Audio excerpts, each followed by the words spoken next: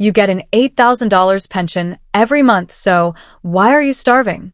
Those words echoed in my mind as I sat there in the darkness, my own son staring at me with horror and confusion. Do you know what it feels like to have your own child look at you like you're a stranger? Like you've become something unrecognizable? The shame burned through me worse than the hunger pangs that had become my constant companion. I wanted to scream at him, because SHE took it all. Because your precious wife has been stealing from me for months while I wasted away. But the words stuck in my throat like broken glass. You see, when you've been systematically broken down day after day, told you're worthless, told you're a burden, told you're too old to understand anything anymore, you start to believe it. You start to think maybe you deserve this treatment. Before I continue, please like this video, subscribe, and comment where you're watching from.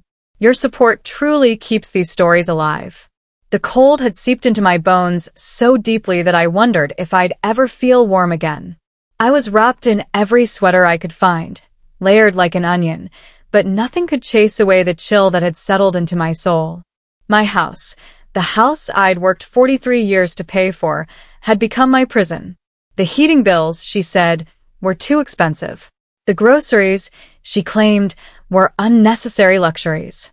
You barely eat anyway, she'd sneer, as if my shrinking appetite was a choice rather than the result of having nothing decent to eat. When my son walked into that house, I saw his face change from casual concern to absolute terror. This wasn't the mother he remembered. This wasn't the woman who used to fill every room with laughter, who cooked elaborate Sunday dinners, who always had her home spotless and welcoming. This was a ghost of that person, sitting in the dark because even the electricity had been managed to save money that somehow never seemed to actually get saved. My son's eyes swept across the living room, taking in details I'd stopped noticing through the haze of my daily survival. The family photos had been moved, not removed completely because that would have been too obvious, but relocated to less prominent spots. The fresh flowers I used to keep on the coffee table had been gone for months.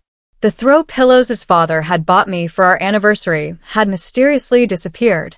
It was as if the life was being systematically drained from my home, one small piece at a time. But nothing could have prepared him for what he found in the kitchen. I watched from the doorway, my trembling hands gripping the frame for support as he opened cabinet after cabinet. His face grew more horrified with each empty shelf he discovered. The refrigerator, once the heart of my home, always stocked with leftovers and fresh ingredients, contained 3 packets of ketchup from fast food restaurants, a carton of milk that had expired 2 weeks ago, and a half-empty jar of pickles. "Mom," he whispered, his voice cracking with an emotion I couldn't quite identify. Was it anger? Fear? Guilt? "Mom, where is all your food?" I wanted to tell him about the nights I'd gone to bed with my stomach cramping from hunger. I wanted to explain how I'd started rationing the few crackers I could afford to buy with the pocket change I found in old purses. I wanted to describe the humiliation of having to ask the pharmacy tech to put my medications on a payment plan because I couldn't afford them anymore. But how do you explain to your son that his wife has been slowly killing you with kindness that was actually cruelty in disguise? The transformation in my physical condition hadn't happened overnight, but when you see someone every day, the changes become almost invisible. My son hadn't visited in 3 months, not because he didn't care, but because she had expertly orchestrated a campaign to keep him away. "Your mother is feeling tired lately," she'd tell him. "She doesn't want visitors. She's been sleeping a lot. You know how elderly people can get overwhelmed." Each excuse was delivered with such convincing concern that he never questioned her motives. But now, seeing me for the first time in months, the evidence of neglect was undeniable. My clothes hung on me like drapes on a window frame. My cheeks had hollowed out, creating shadows where there had once been the roundness of good health and regular meals. My hands, which had always been steady and sure, now trembled constantly from weakness and malnutrition. The vibrant woman who had raised him had been replaced by a frail shell of herself. That's when she appeared in the doorway, and I watched my son's face change again. This time, the emotion was unmistakably rage, but it was the cold, controlled kind that's far more dangerous than explosive anger. She stood there with that smug smile I'd grown to hate, The one that said she owned everything and everyone in that house, including me. "Oh, you're finally visiting," she said to my son, her tone dripping with false sweetness.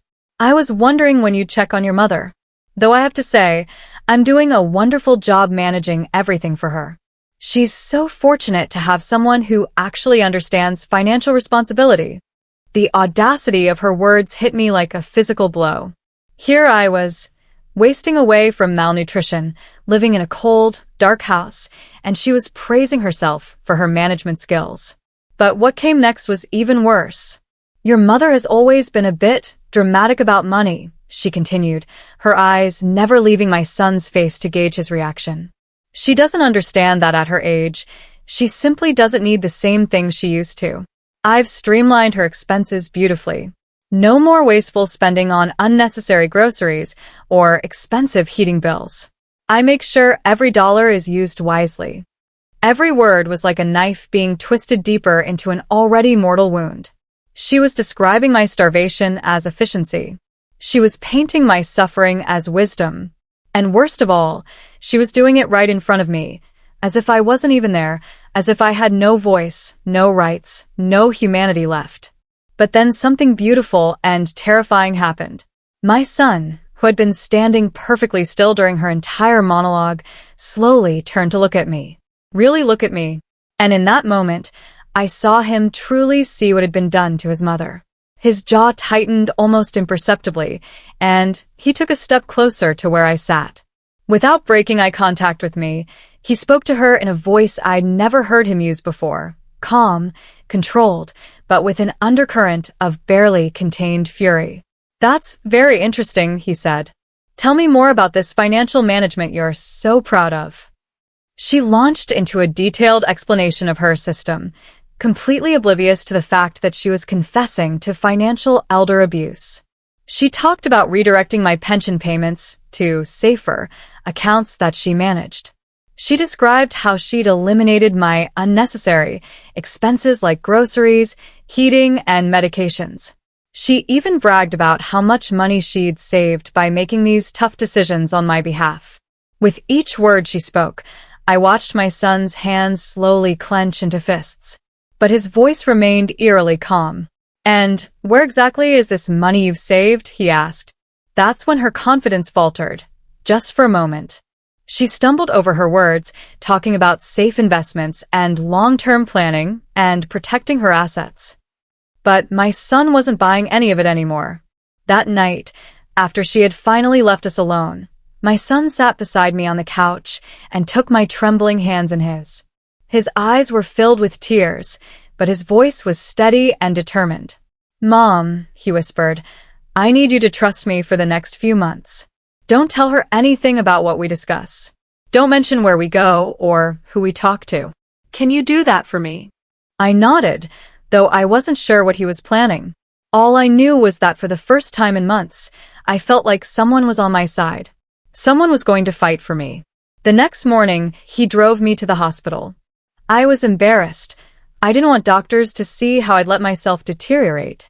But my son insisted, and I was too weak to argue. The intake nurse took one look at me and immediately called for additional medical staff. The examination was humiliating and enlightening at the same time. When was the last time I'd had a proper meal? When had I last taken my medications regularly? How long had I been losing weight? The questions came rapid fire, and with each answer, I watched the medical team exchange increasingly concerned glances. Dr. Martinez, the attending physician, was gentle but direct. "Mrs. Chun," he said, "you're suffering from severe malnutrition. Your vitamin D levels are dangerously low, which explains the bone pain you've been experiencing. Your blood pressure medications haven't been taken regularly, which has put you at serious risk for stroke or heart attack. And your weight loss. You've lost nearly 30% of your body weight in the past 6 months. 30%. The number hit me like a sledgehammer. I hadn't realized it was that severe. When you're living it day by day, the gradual decline feels almost normal. But hearing it quantified made the horror of what had been done to me impossible to ignore. The hospital social worker, a kind woman named Sarah, sat with me for over an hour, asking questions about my living situation, my finances, and my care. For the first time in months, I told the truth. I explained how my daughter-in-law had gradually taken control of everything. How she'd convinced my son that I was becoming forgetful and needed help managing my affairs. How that help had slowly transformed into total control and then into systematic deprivation. Sarah documented everything meticulously. She took photographs of my condition, the weight loss, the signs of vitamin deficiency, the trembling in my hands. She made copies of my medical records showing the decline in my health over the past months.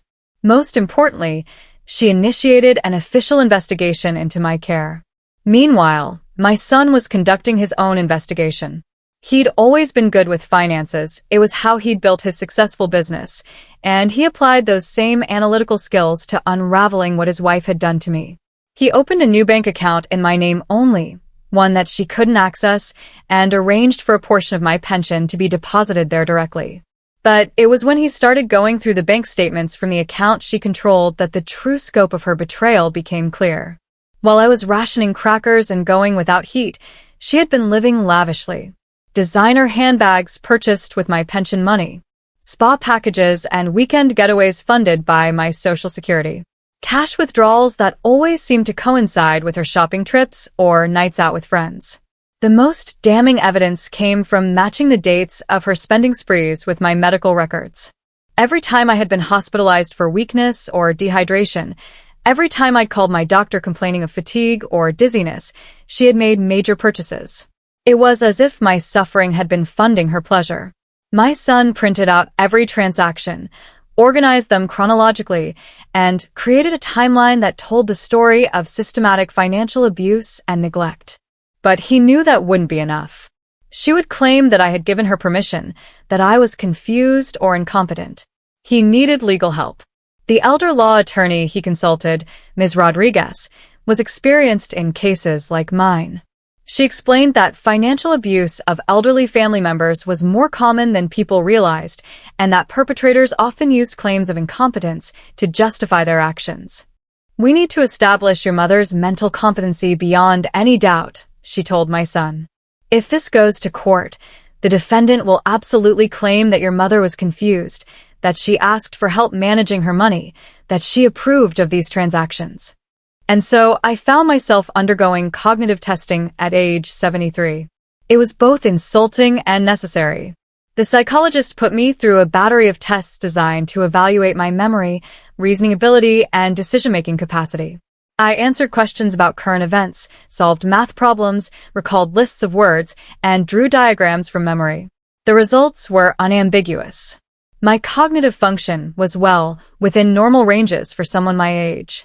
I was completely competent to manage my own affairs, make my own decisions, and understand the consequences of financial transactions. Any claim that I had been too confused to know what was happening to my money would be easily disproven. But what surprised me was how validating it felt to have my mental capacity officially confirmed. Months of being treated like an incompetent child had made me question my own judgment. Being told by a medical professional that my mind was sharp gave me back a piece of my dignity that had been slowly eroded. As word of my situation began to spread, people started coming forward with their own observations. The mailman, who had been delivering to my neighborhood for 15 years, gave a statement about how he'd noticed me collecting bottles and cans from recycling bins. He'd wondered why a woman who received regular pension checks would be scavenging for returnable containers, but he'd been too polite to ask. The pharmacy technician where I'd been getting my medications for years told investigators about how I'd stopped picking up prescriptions regularly. When I did come in, I'd ask about generic alternatives or payment plans. She'd been concerned, but didn't want to pry into my personal business. My next-door neighbor, Mrs. Patterson, revealed that she'd noticed my lights being turned off for weeks at a time during the winter. She'd thought about calling to check on me, but didn't want to seem nosy. Now she was riddled with guilt for not intervening. Even the young clerk at the grocery store where I'd shopped for decades had noticed changes. Instead of my usual cart full of fresh vegetables, meat, and household staples, I'd been buying only crackers, rice, and the cheapest canned goods. My purchases had gone from feeding a household to barely sustaining one person. Each testimony painted a picture of a woman whose life had been systematically dismantled while the community watched in confusion and concern. People had noticed something was wrong, but no one had realized the scope of what was happening behind closed doors. The breaking point came when my daughter-in-law stormed into my son's house one evening, demanding to know where the pension money had gone. The direct deposit she'd been expecting hadn't arrived, and she was furious. "Where is it?" she screamed at my son. "Where is your mother's money? I have bills to pay." My son, who had been preparing for this confrontation, calmly pulled out a folder thick with documents.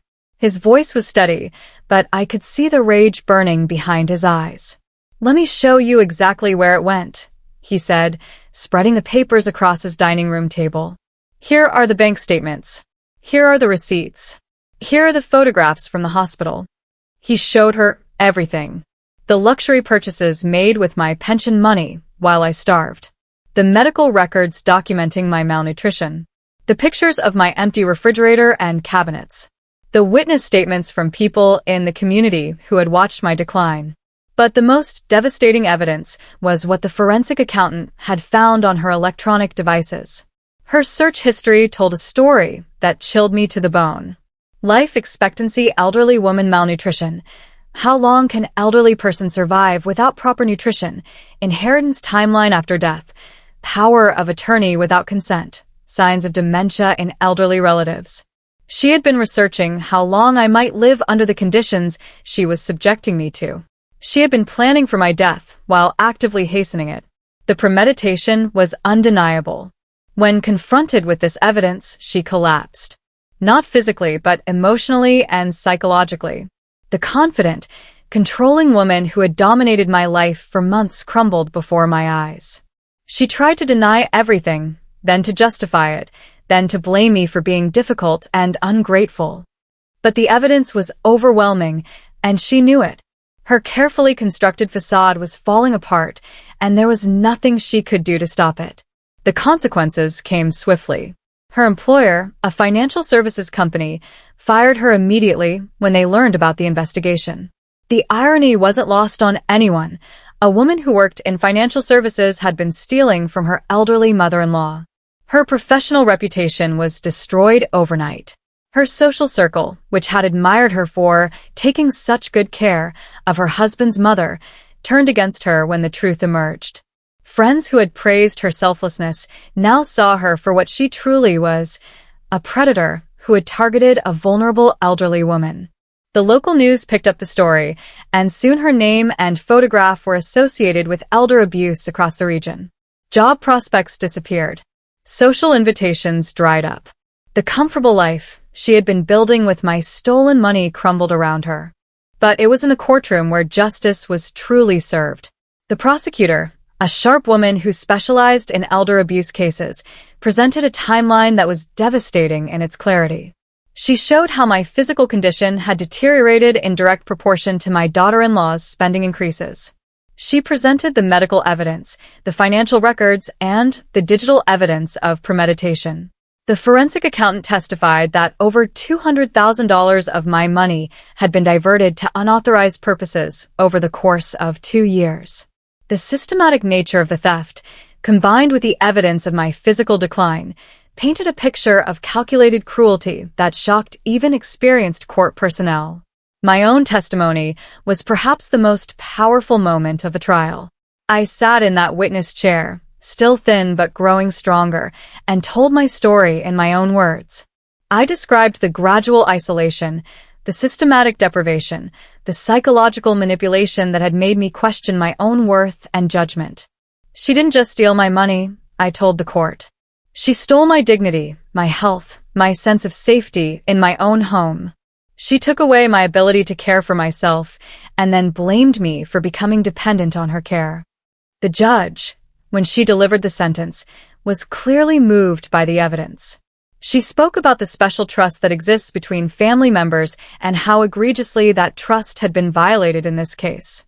Elder abuse is a particularly heinous crime, she said, because it targets those who should be protected and cherished. The defendant has shown a callous disregard for human dignity that demands serious consequences. The sentence was severe, 3 years in prison, full restitution of the stolen funds plus damages, and a lifetime ban from serving as a power of attorney or financial guardian for any elderly person. It was a victory, but it felt hollow. Justice served couldn't undo the months of suffering I'd endured. The aftermath brought its own challenges.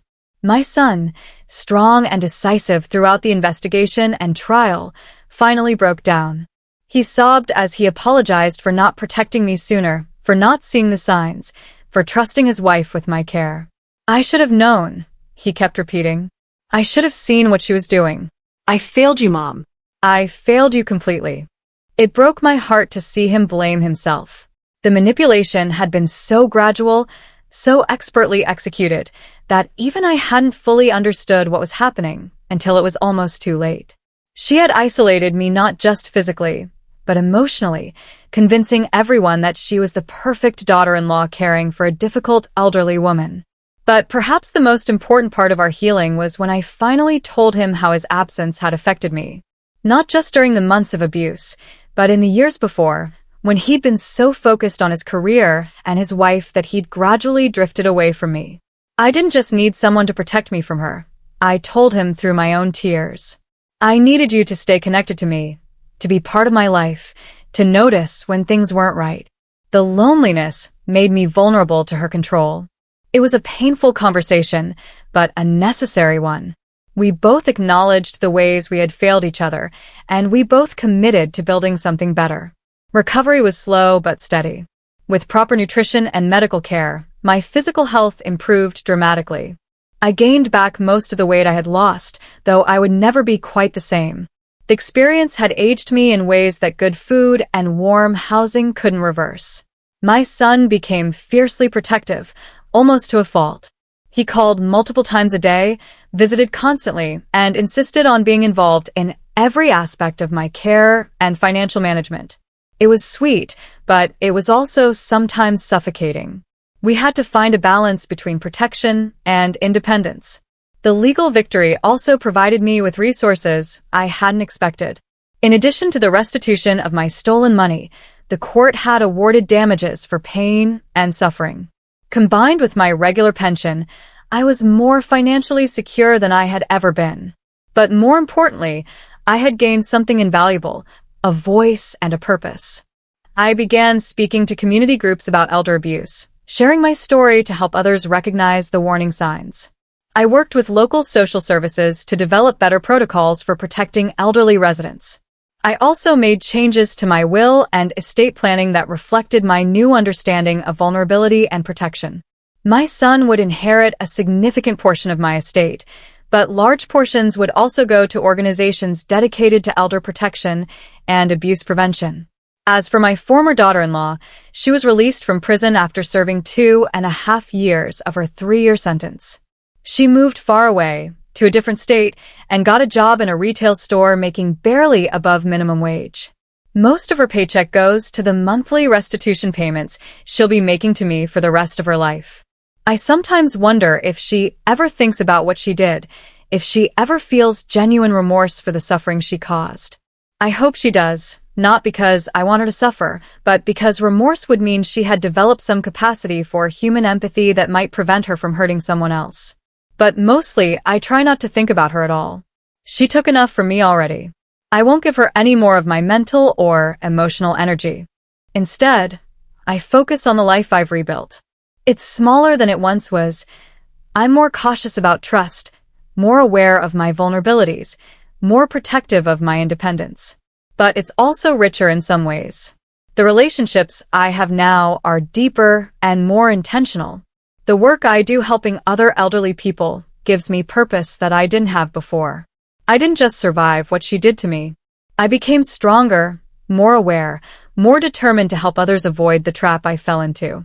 My story has become a warning and an inspiration, proof that it's possible to rebuild after devastating betrayal. And every day, when I wake up in my warm house, eat a nutritious breakfast, take my medications without worrying about the cost, I'm reminded of how precious simple dignity really is. She tried to take that away from me, but in the end, I got it back. And I'll spend whatever time I have left making sure other people know they can get theirs back too. The darkness She forced me to live and has been replaced by light, literally and figuratively. My home is warm and bright again. My relationship with my son is stronger and more honest than it's ever been. My purpose is clearer than it was even before the abuse began. She thought she was slowly killing me, but instead, she awakened a strength and determination I didn't know I still possessed. I am 75 years old, and I have never been more powerful or more certain of my worth than I am today. That, perhaps, is the greatest justice of all.